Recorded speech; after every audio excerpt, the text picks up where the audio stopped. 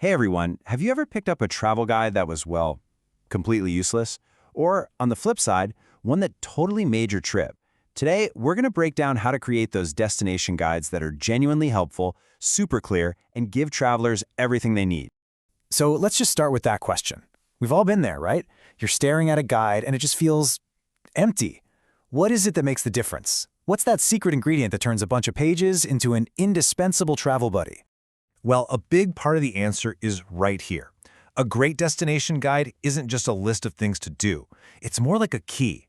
It's a resource that unlocks a new place, giving a traveler the confidence to actually get out there and explore. And it's super important to get this distinction right. A guide is all about what's possible. It's this huge library of ideas and information. An itinerary, on the other hand, is a strict day-by-day schedule. A truly great guide is the foundation that lets a traveler build their own perfect itinerary from. Okay, so let's get into it. Think of ourselves as architects for a minute. Every amazing building starts with a solid blueprint. We're going to look at the essential parts of a guide, the things that give it structure and make sure it actually works for the person using it. And every blueprint needs a foundation, right? For a destination guide, that foundation is research. I mean, thorough research. This is really the first big step that separates a flimsy pamphlet from a tool someone will rely on. You might be thinking, why so much work up front? Well, it's simple. Trust.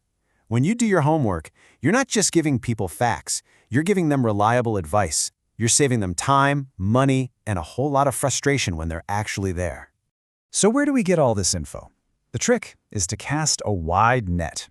If you only look at official tourism sites, you get the facts, but none of the local flavor.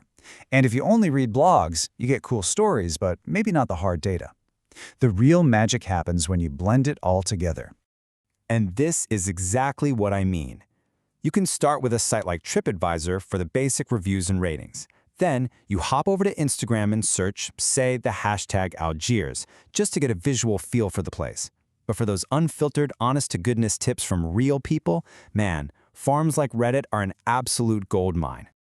Okay, so now we have all this amazing research, but it's just a big pile of stuff. A pile of bricks isn't a house, right? We need a framework.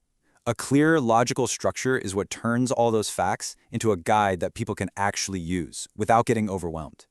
And you know what? This 7-step framework just works. It's not a random list. It follows a natural journey. You start with the why, the introduction, then the essential how-tos and practical info. Then you dive into the fun stuff, what to see and do. It just makes sense because it follows how a traveler actually thinks and plans. So, sticking with our Algiers example, the practical information section needs to be crystal clear. No fluff, just the absolute must-know facts a traveler needs. What's the currency? What languages are spoken? When's the best time to go? Boom, boom, boom. And for something like accommodations, organizing it by budget is just thoughtful. It's you showing the reader you've thought about their needs. A table like this makes it so easy for someone to find what works for them, whether they're looking for luxury or just a cheap place to crash. All right, foundation is laid, framework is up. Now for the artistry. This is where we move from just providing information to making it engaging and, actually fun to read. This is how a good guide becomes a great one. Seriously, think about the person reading this. They're probably looking at their phone on a busy street trying to find an address or a name. They don't have time for dense paragraphs or confusing words. For travel writing, clarity is everything. Yeah, exactly. Your best friend here is simple, direct language. You're not trying to win a literature prize. You're trying to communicate information as clearly and quickly as possible. Make your reader's life easier, and they will absolutely thank you for it. So let me show you what I mean. Here's a perfect example of what not to do. The beach is nice. I mean, yeah, okay, it's true. But it's also completely useless and boring. It doesn't make me want to go there at all. Now, look at this. What a difference, right? We went from a totally flat statement to something that paints a picture. It uses sensory details, golden sands, turquoise waters, whispering waves. It doesn't just tell you the beach is nice, it makes you want to be there. That is the power of descriptive writing. And to really take it to the next level, you got to add a personal touch. Share a little story, tell them about that one amazing dish you had, or point them to a cool spot that's not in all the other guides, like the ruins of Timgad.